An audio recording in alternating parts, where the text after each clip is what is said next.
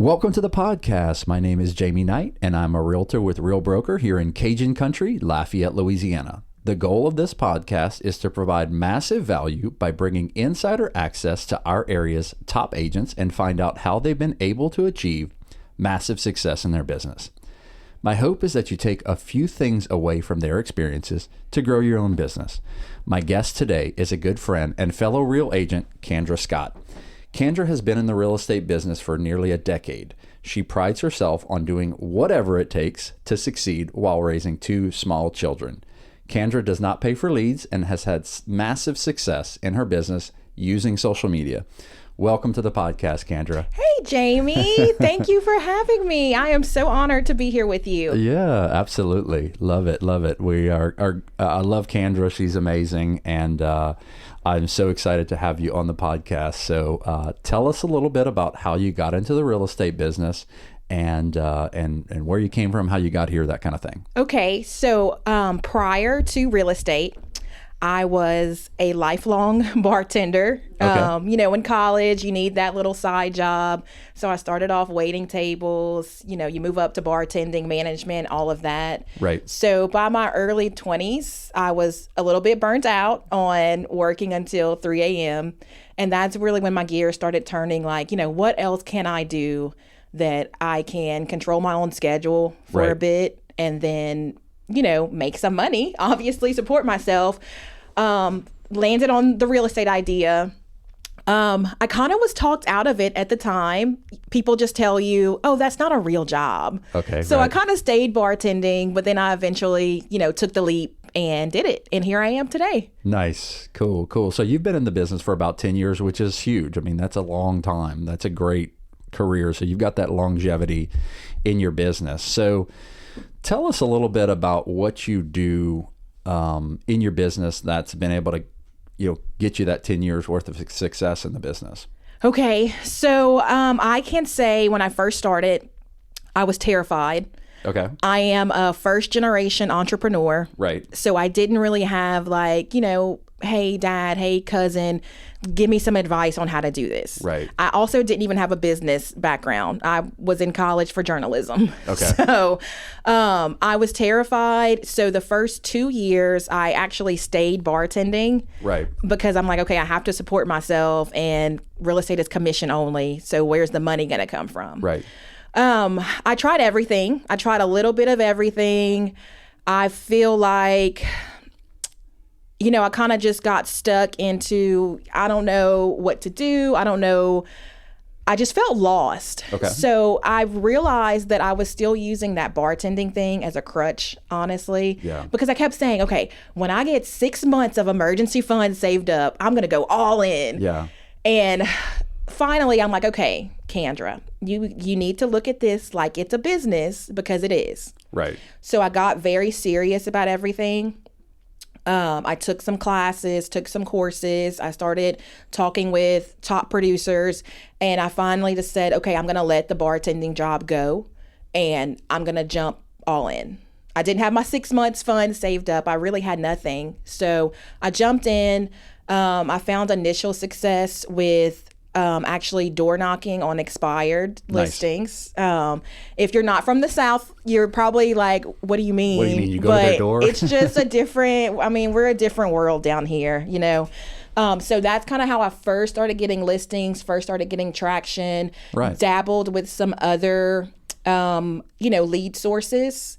I really feel like I've tried it all. I do well with expireds. I've done for sale by owners. I've done everything, but after years and years of just figuring out not only what works well for me, but also what makes me the most happy to where I'm excited to get up and work, I finally just landed on social media. Right. As well as just really focusing on my sphere and my past clients and loving on them. And in turn, they bless me with referrals. Right. Yeah. And if you guys aren't following her on social media, you should, because she's got amazing content and she is always posting and it's consistent and it's interesting. It's funny at times. It's great.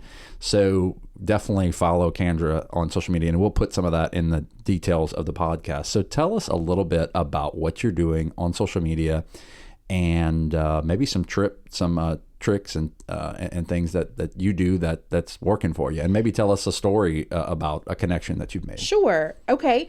So I can say that social media as a source of business, it's not just let me hop on here and, post something. I did that in the very beginning years ago. And just like any other lead source, you really have to fail forward. If I go back and watch some of my old videos, Right. it's a mess. Yeah. I can't believe I posted some of that stuff. But you're never going to get better until you start doing it.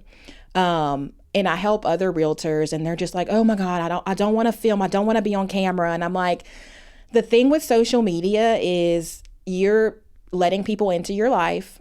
They don't have to be in all aspects of your life, but the thing is they're looking to connect with you. So if they Right. never really see you, it's hard for them to make the connection. Right. So what I heard when I was doing some of the classes and trainings and just watching other people's content, a guy, I can't even remember his name, but this was years ago and it still stuck with me to this day. He said, y'all are not posting videos because you don't like how you look and you don't like how you sound. And he said, guess what? Everybody that knows you already knows what you look like and they already know what you sound like. Right. And that really clicked with me. And that was like okay, I'm just gonna start posting. So back then it was just like, okay, just post something whenever, wherever. I've since pivoted. I've made my social media, it's a business. I don't pay for Zillow leads, or I don't spend hours calling every day. So this is what I do. And the best thing I can tell people with social media is to actually make a plan. And that starts by knowing who you're talking to. Right. In order for social media to work, in order for it to convert business, in order for it to make sense to your followers, you have to get very specific on who you're talking to. And I found when I started doing that, I started converting way more people. And not only that, like my most favorite thing is I now attract my ideal client. Nice. And that's the reason that's working is because the content that I make, it is very well thought out, because I sit down and I'm like, okay, who's my ideal client? My ideal client is a younger family with younger kids. They're likely buying their first house, or they're selling their starter home and they're upsizing into, their next house, their forever home. Right. They just need help with that from a trusted resource who knows the area and who also can cater the process to somebody with kids. Right. I have kids, so it's very easy for me to cater the process to them. Nice. Yeah, about working around Yes. their schedule and when it works Exactly. for their kids, and hopefully how it works with your kids as and well. it's just like the smallest of touches. Like something I've recently started doing that I'm seeing like a lot of gratitude for is when my buyers go under contract and we make it through inspections. I Amazon these 2 books. I have a couple of book options, but it depends on their kid's age. But like about 10 years or younger, I Amazon 2 books, and it's just about the moving process. And they start reading that to their kids at night. And people have told me that is just so thoughtful for you to think about helping us transition our kids, because it's a big process. We always get caught up thinking about what we have to do as the parents and the adults, but the Right. kids are going through a transition as well. And it can be a pretty crazy transition it for them can. too. Like they're leaving their old bedroom, Yes. they're leaving their house that they've Exactly. grown Their up friends, sometimes, because social media has started attracting me out-of-state buyers as well, and that's a big transition for those kids. in. Yeah. But anyways, once you know who you're talking to, so that was my ideal client. The easiest thing you can do to create content is just problem solve for them. Okay. Okay. So just think about, if you're not in real estate and you're like, okay, I need to sell this house and buy another house. What are the questions that are running through that person's head? Right. If you sit down and start writing it out, it's a lot. It's a lot of questions. They have no idea what's going on or what to do.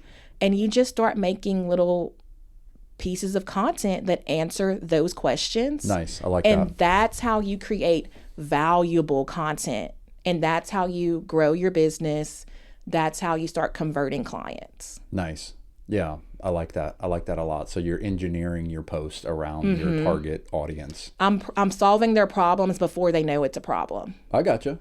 Yeah, that's awesome. And we've talked about before on the podcast that people that aren't in the real estate business operate kind of at a 6th grade level, when it comes to like their knowledge of the real estate process. I'm in the real estate business and sometimes I operate at a kindergarten level. I'm like, hey, can you break this down for me? Help like me I'm out. 5. Exactly. So I can only imagine how they feel. Yeah, exactly. So I love that. So like you're answering their questions before they have them and they start feeling very connected to you. Yeah. And it's really a deep dive. Like I mainly focus on Instagram. I do cross post my content over to Facebook, but there's still TikTok and all these other things, but I just focus on the 2 just because I know that, I can really do anything, but I can't do everything and I can't do it well. So the thing is, each platform has its own algorithm and it has its own things that it wants. Right. I have 2 young children. I have them by myself most of the time. I don't have time to sit here and learn all these different platforms. Right. So I just focus on that one. So once you learn what Instagram wants, and once you start giving it to it, consistently is the key. Instagram is actually going to start pushing your content to other people that are looking for what you're posting. Gotcha. And that's how I kind of start getting the people to me. Nice. Okay. Like for reference, I can say about 3 or 4 weeks ago, I'm pulling up to daycare and I get a call and I'm like, oh, okay, I'm at daycare. I'm like, let me just take the call real quick. It was an out-of-state number. I figured, this is going to be quick because it's a scam. Gotcha. Everything's a scam now. Yeah. But it was a woman, and she was a real woman. She said, hey, we are moving to the Lafayette area from Atlanta. Okay. We need to move here soon. And I joined some of the mom groups on Facebook. And, I've just been asking questions. I'm trying to figure out schools and what side of town that I want to live on and this and that. And your name, she said, my name came up a lot. She got a lot of recommendations of a ton of realtors. But she said my name came up a few times. And then she said she went to my Facebook page and, kind of snooped on there. And she said she just loved what I was posting. She said the content was so helpful, so valuable. She didn't even call any other realtors. She just wanted to work with me. Nice. And that's what I love about social media, because when you show them pieces of yourself, you don't have to show them every single detail, but you've already converted them because they already know, who you are. They've already decided we would be a good fit together. Right. So that hard part is done for you already, like when you go on an interview for a listing or for a buyer, and it's like you have to sit there and sell yourself the whole time to get them to sign. This social media is doing the selling for you. Gotcha. Okay. Yeah. So that particular family, they flew over the next week, which was 2 weeks ago. We looked at houses. I educated them before they got here. I have things automated, so I sent them buyer's guide, which my buyer's guide is not like your typical, it is your typical buyer's guide, but I'm all about adding value. So I had the crime website in there. I have the school zone websites in there. I'm catering to families, right? Right. I have the sex offender website in there. And then I have the flood zone website in there as well. And that really helped her kind of figure out which area of town. So once they got here, we were able to narrow down our search because they've never been to Lafayette before. We don't have time to look at 100 houses, in 2 days. Right. So that really narrowed their search down. We went under contract that same weekend, and we're closing next week. Nice. So, from the point of contact to closing with that one family is going to be about 6 weeks. Nice. And the craziest part is the client, it's exactly my ideal family. It's a couple. They're my age. Their kids are almost 6 and almost 8. Nice. It's when I said earlier about who's my ideal client. Yeah. that was exactly my ideal client. Yeah, I like that. You're like visioning who you want to work with, and they found me. Yeah, yeah, and that's so neat that you've just generated that opportunity from thin air, right? But without spending $1. But you were very intentional about how you got them to get connect to with me. you. Yeah. Yes. So I like that. I think that's so neat that you were able to do that. Like, so you touched a little bit on automation and things like that. Like, how does that work with your social media? Because I know you have a little bit of automation to the messaging and stuff. That's a really great question. And I think when people can start to figure out the automation side, social media is not as daunting to them, because people think I'm on my phone on social media all day long. Right. And I'm not. Like I said, I have 2 kids. For those of you who don't know me, my kids are 2 and 4. I am in the thick of it. I am in the trenches. Yeah. I can't be glued to a phone all day. So I'm 100% not an expert at the automation side, but I'm starting to really get better at it. So what I do, this is an example. I'll post a video that's like, solving a problem or whatever. And in the caption and on the screen, I'm telling them to comment a keyword and they'll receive something. And that's through an outside website and an app. It's called ManyChat. Okay. MANY chat. And so what that does, you spend a little bit of time and you set it all up, but then it works for you. Okay. So I can do an example, like I posted a video about, how to get your house ready for the market. And the caption and on screen, it's like, comment the word prep and you'll get instant access to my seller's prep guide. So they comment prep and then instantly they get the guide, because this ManyChat, it's set up to send that guide to them instantly. And that's via email or via the message. Okay. Yeah, they can get a link to it if they want. It's however you set it up. Okay. Nice. And then you get their email. Yes. Okay. They have to give them a valid email address. Gotcha. Because I tried it with some fake stuff just to see, like, okay, whatever. But it has to be a valid email address. So they get that, and you can leave it at that if you want. But that email, it goes into my system that I use, which is called Flowdesk. Okay. And I, like, for the seller's prep guide, for example. So they get that guide first. And then I set up what they call an email funnel. So from there, ChatGPT and myself wrote 5 separate emails just about the selling process, getting them excited about selling a house, and a little bit about the process, enough to keep them entertained and clicking through the emails. But obviously, you don't want to give them all of your knowledge, because you do want them to book an appointment. Right. So once they get that guide, they then go on this funnel and they'll receive those 5 emails over a 2-week time period. Nice. Is how I set it up. Nice. So I like that. It's just a good follow-up system. And it's all working for me. And they're in my CRM now, so they'll get the other emails and things from me. But each email, call to action is very important with this social media stuff. And I have personally found, for me, like, DM for more info is just, it doesn't work for me. So I needed a stronger call to action to get them to actually take action and do something. Right. So each email is like, book your call, book your call with me.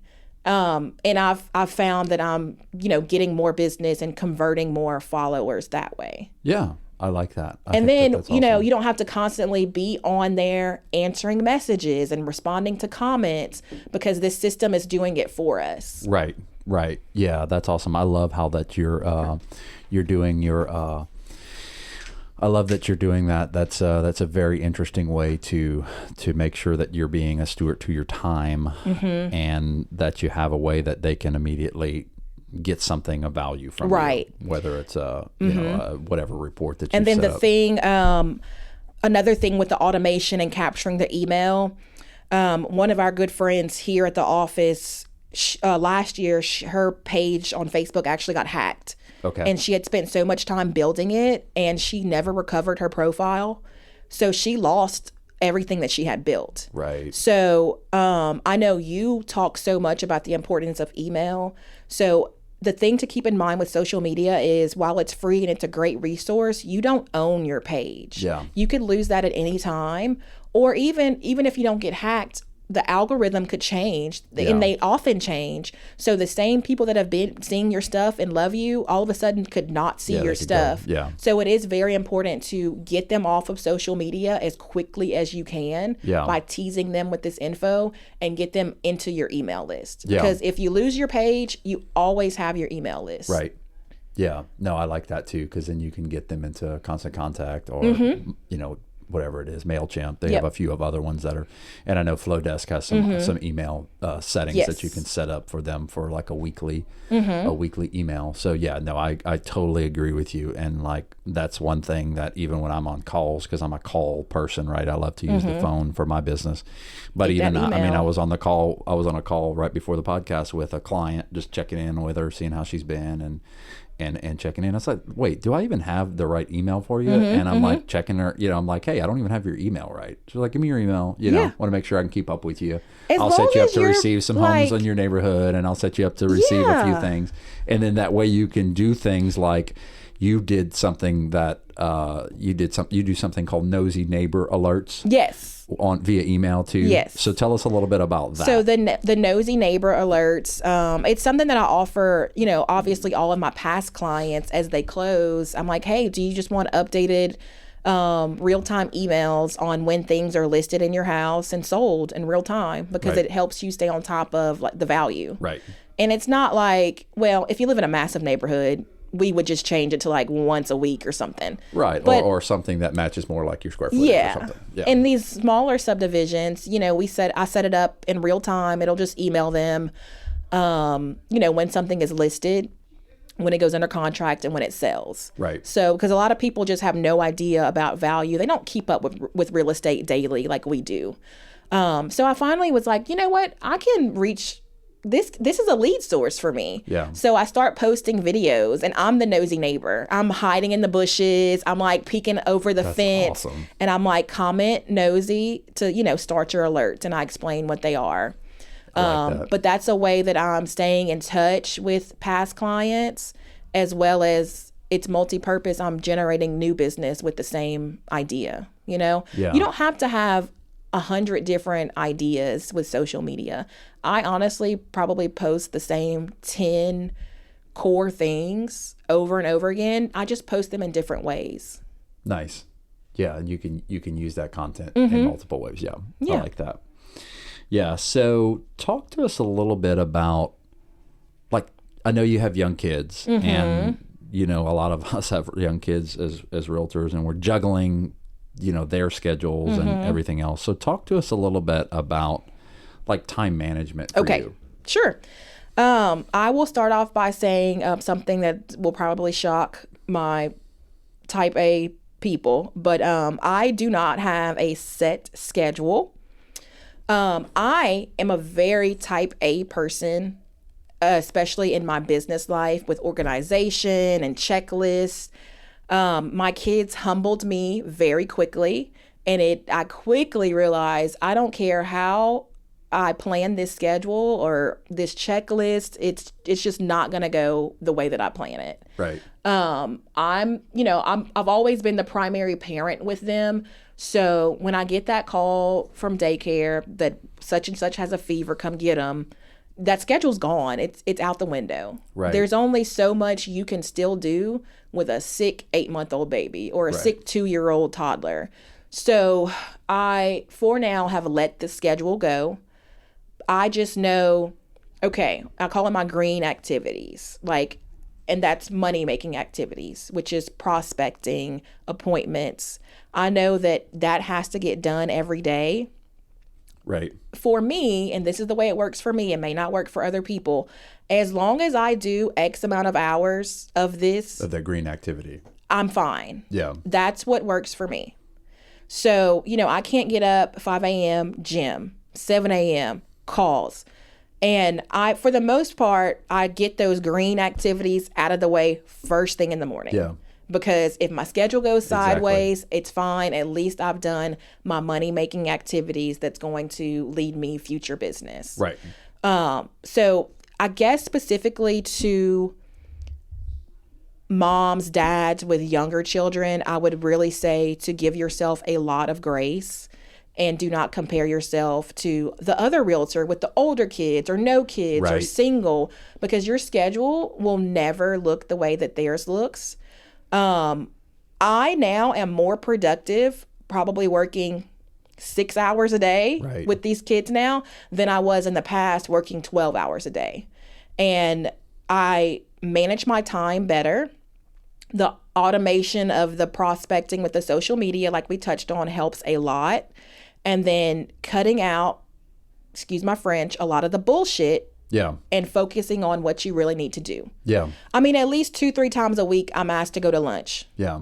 I can't go spend an hour and a half to 2 hours on lunch. Right. If I go to lunch with you or coffee to you, I really, really, really love you because I'm Yeah. sacrificing valuable time. Well, I appreciate you being on the podcast because I'm course. getting No, 30 I was minutes so of your excited. time. So, yeah, no, that's awesome. Yeah. But no, I agree with you. It's like sometimes realtors are just like, yeah, I just want to do the fun thing. I want to go to Exactly. lunch with the Or client to the happy hour, and or then to 2 the hours on there, and Yeah. then it's you're And next thing, getting if away you- from the green activities. Look, audit your schedule. If someone is listening and they're having trouble like with time management or figuring out your schedule, do what you always do for a week. Don't make any changes. Just do what you normally do for a week and audit your schedule. Go back and say, And see okay, what you did that I day." spent 3 hours playing on Facebook, or Right. I spent 8 hours this week at lunch. Unless that lunch is with a past client that you're just Right. trying to catch up with and Or after a spoil, closing or something, yes, then that's how you can really quickly figure out where you're losing valuable time, and then you'll figure out where you need to put more time. Right. So audit your schedule, see where you're wasting time, tweak your schedule from there. Right. And I know, so going back a little bit to the green activities, I know people are probably curious, like, what's your green activities in your mind? Like, what do you put in that green activity, that money-making column? What do you put in there? That's for me, that's anything that directly leads to money. Okay. So I need to be prospecting of some sort. So for me, the green activity is mainly, getting social media content up, scheduled, ready to go. Right. Sometimes when I have my kids at home, a green activity for me could just be, I could send a few expired listings text messages. Mm-hmm. That takes 10 minutes. It's so much easier now. In the past, I had this system I paid for called RedX, and you upload something and you'll get 10 phone numbers, and it might be right or it might be wrong. So, now we have Forewarn provided to us for free. Right. So you can very quickly get a phone number. If you're not in a position to call, I've converted expired listings through text messages. I have Right. a template saved. I send them that. Green activities for me are also, what am I doing, have I done, needs to be done to touch with my past clients in my sphere. Right. Because you don't want everything to be on social media. So I do touch them Right. outside of social media as Yeah. well, because that's my second biggest lead source. So they have to continually be spoiled, in my opinion. Yeah. A green activity, like I said, the lunch. If it's with a past client, that could be the green could be, activity yeah. as well. I don't make it cringy, like, I need to sell some houses, girl. Who do you know? Yeah. We just catch up. I Yeah. ask them, how's everything been? Like, I want to take you to lunch. We haven't talked. And then, it's not even real estate involved. Right. It's just, Yeah. It's very little about real estate. Yeah, it's about just loving what's them. going on with your life. Yeah. for me, green activities is sending thank you cards to my sphere. Thanks for that referral. Or, hey, I saw you had a baby. Here's $10 towards, diapers on Amazon or whatever. It's not an immediate source of business, but it's something that does lead to keeping people happy and keeping people just connecting you with real estate. Keep those referrals coming in. And then obviously the boring, the database cleanup, management, the follow-up and appointments. our green activities. Yeah, right, for sure. And I've always heard too about like, like appointments, right? When you know you have, a listing appointment, well, that may jump the prospecting that you need to happen because that person needs to see that house, or you need to get in and get that listing appointment done. So that jumps. But I think what happens is, people will often like jump and go do that appointment, and then what they'll do is they won't go back and do their prospecting that they needed to get done. And I think that's an important part of a schedule too, is things in our business are up in the air. We could be like, okay, I got to go, something popped up, I got to go show that property at 10 a.m. or whatever, or that final walkthrough popped up. I know you had one today pop up on us. But it's like, you can't just bounce around. You got to say, okay, I'm going to get back and do my prospecting, get back and do my green activities. Yeah, and before I was a big fan of time blocking. So unless it was somebody with, just a very rigid schedule, like I had a nurse one time, she got off work at 7 a.m. and we always did her showings at 8 a.m. because she slept all day. So we had morning appointments, but like before this, I was pretty rigid with my schedule and the time blocking, because you can preserve your schedule and protect your schedule. And just if you block off those 2 hours and just know that's my green hours for the day or whatever, don't schedule anything during that day. Yeah. You can't always be a Pop-Tart and just jump up when somebody says, hey, I need to do this. This is teaching people how to treat you. So if you say, I understand, however, it's kind of short notice, I'm going to be with another client. Right. You're no matter what you're doing, you that other prospect, to them, you're always with another client. Right. And it's too last minute for me to move their appointment. So can I just put you today at 2? Right. Or something like that. Yeah. And that's adding value too. Like I use the example of a doctor, right? You don't just go, there are some coming at 11 a.m. Yeah. Like if there's a specialist, you're going to go drive to Houston at 5 a.m. if you need to go see that specialist. And I think that's where scheduling is important too, because then you're controlling your time, and you're also saying, hey, I'm a business woman who I, value my business enough to say, hey, I can't go right there. Even if it's nothing going on, even if it's or whatever it is, even if it's just picking up your kids from school, like that has to happen. That has to happen. So at that time, that has to happen. So I need to reschedule you. So and I do stuff like that too. Is I'll put appointments sometimes at a random time. I'll be like, hey, I can see you at 2:15 tomorrow afternoon. Or 2:45. Yeah, I've got a window of about 30 minutes. We can kind of get in there. So it's like people like that, and that adds value to your business. Too, when you start working with your ideal clients and attracting your ideal clients, they really understand. With that, that scheduling thing, they're not going to really give you any pushback. If that's what you have open, that's what you have open. Yeah. And if they're not if they don't get it and they want to force their hand, that could be something you just be like, I can't help you. Because we're already starting the relationship off and on a bad foot. Yeah. Where you're not respected through it. And that may just be somebody that you have to, you have to lose. And I've gone through that because in the business, in the beginning, I just didn't have a ton of business. So I'm like, okay, I'll do whatever. Yeah, exactly. So as you grow and you get confident, you start running your actual business. Yeah. So give us one more thing, because we're going to close out soon, just so that we can kind of stay on track on time. But just give us one last encouragement that you might have to a new agent who may be listening to this thing, or an agent who may feel like they're stuck. Like, what would be something you'd give them as a little encouragement? Like, what would you say as one last thing? I think I can say, like, I'm an example of being stuck or being down. I would say to these agents to just really, I know it's hard, especially in our business, and it's a lot of the reason why some people don't like social media, but you cannot compare yourself to the others around you. Just set your own goal. It can be the tiniest of goal. It doesn't matter. Set your own goal, break it down into manageable baby steps, and figure out what you need to do to accomplish it. If you don't know what you need to do, get with somebody.